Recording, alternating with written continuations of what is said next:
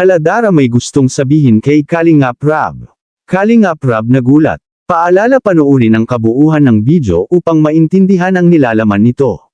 Isang nakakagulat na balita ang ating napag-alaman mga Kalingap patungkol kay Dara na meron siyang nararamdaman na kakaiba at gusto niya itong sabihin upang malaman ni Kalingap Rab kung ano ang dapat niyang gawin at mapayuhan.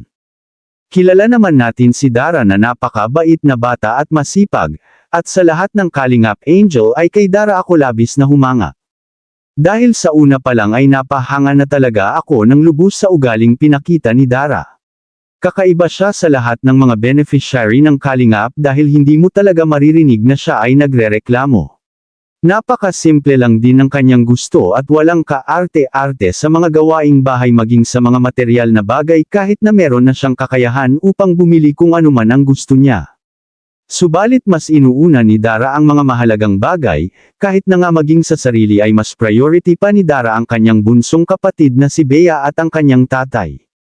Napaka-matured niya na mag-isip sa murang edad pa lang. Ngayon pa lang ay marami na ang nakakakita sa magiging future ni Dara na siya ay magkakaroon ng magandang kinabukasan.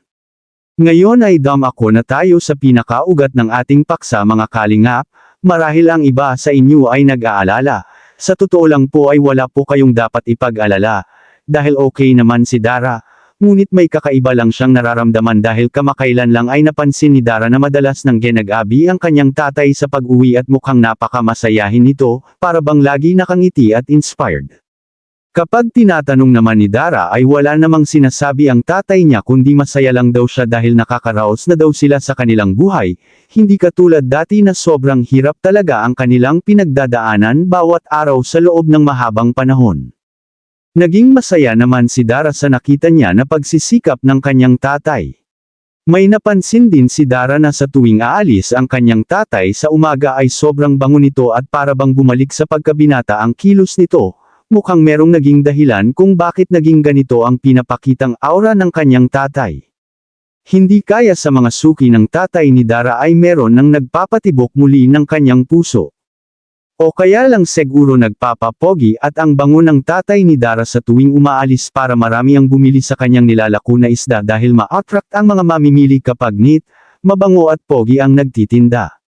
Mabilis maubos ang paninda at makaka-uwi ng maaga sa pamilya, kaya ito ang nais sanang sabihin ni Dara kay Kalingap Rab.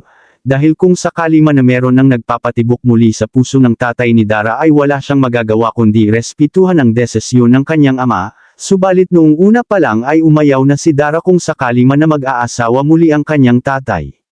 Anong masasabi mo tungkol dito mga Kalingap? I-comment mo lang sa baba ang gusto mong sabihin at ating babasahin isa-isa.